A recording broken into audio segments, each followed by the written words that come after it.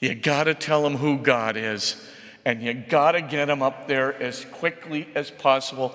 And the way to do this is, I'm telling you, it's the parable of the prodigal son.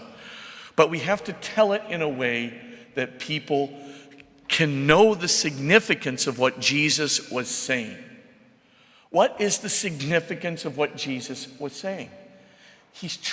The Father in the parable is God the Father. That's Abba.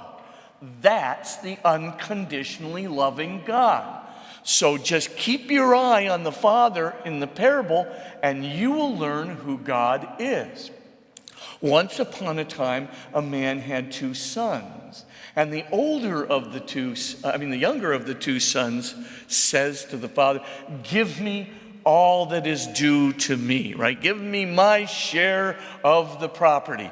Now, there's a terrible insult to the father, right? It's basically like saying you're as good as dead to me. The only thing you're worth to me is your money.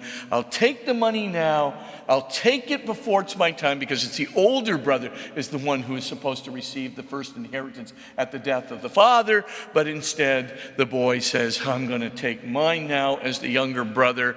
To heck with all of you. To heck with my older brother. And I know everybody in the neighborhood's going to make fun of you because I went and peeled out of here with the money. But I don't care. I'm going to do what I want. Look at what the father does. He gives him the property, the money, and off he goes. There's your God. Then the boy, to make matters worse, goes to a foreign land. I don't have to tell you what that means, right? Goes to the Gentiles, goes to the unelect, goes to the people without the law, goes to the people, right? Betrays his country, betrays his people, betrays his election, and shames his father and his family even further. And then the boy, Jesus keeps building up the story. The boy even gets worse. He then starts spending all the money in front of the Gentiles. As a Jewish person, they all recognize him as a Jewish person. He spends all the money in front of the Gentiles on dissolute living. That is to say, right, spending, his father's money, violating Torah right and left on prostitutes and all kinds of other lascivious forms of life. And then to make matters worse, Jesus keeps building up the story. He begins to say, well, at the end of it, the country comes into a famine, and the boy has to live with the pigs. I don't have to tell you what that means to Jewish people, right? I mean, you touch a pig, you have pigness on you for life. You're unclean.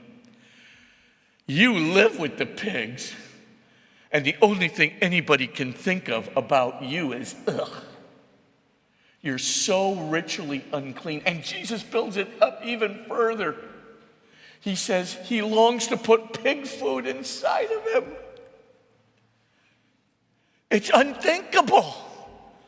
Is there any redeeming good quality to this young boy according to the standards of the first covenant in the first century of Israel?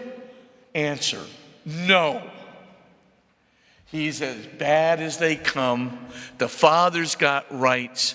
The father can boot him out and disown him, right? And the father should boot him out and disown him. It's not just his rights under the law. Some of the Pharisees think it's his obligation under the law.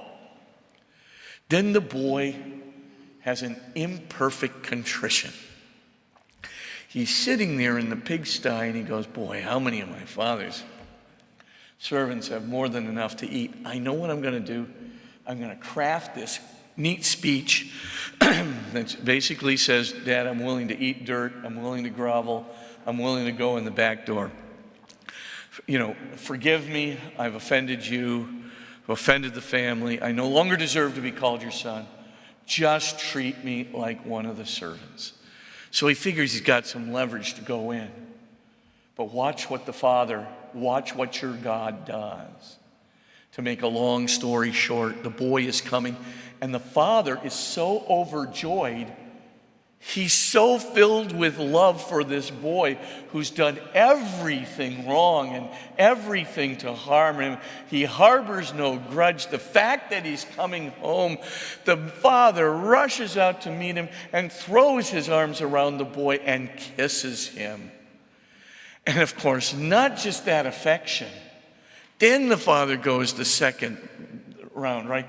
He literally says, quick, get a cloak and put it on him. Servants don't wear cloaks. Only aristocrats wear cloaks.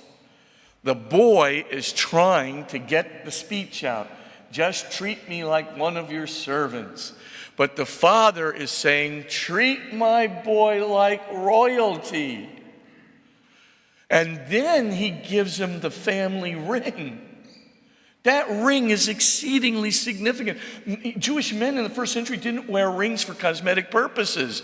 It had the signet, the family seal on the ring. It tells not only which clan you belong to, it's what clan possesses you, what clan claims you, right? It is literally your identity within that Semitic world. And to give the boy the ring with the signet means you belong to my family again 100%. Nothing held back. And in his joy, he kills the fatted calf. Complete redemption. No grudges. Continuing love. Joy at the boy's conversion and return. And of course, the celebration begins.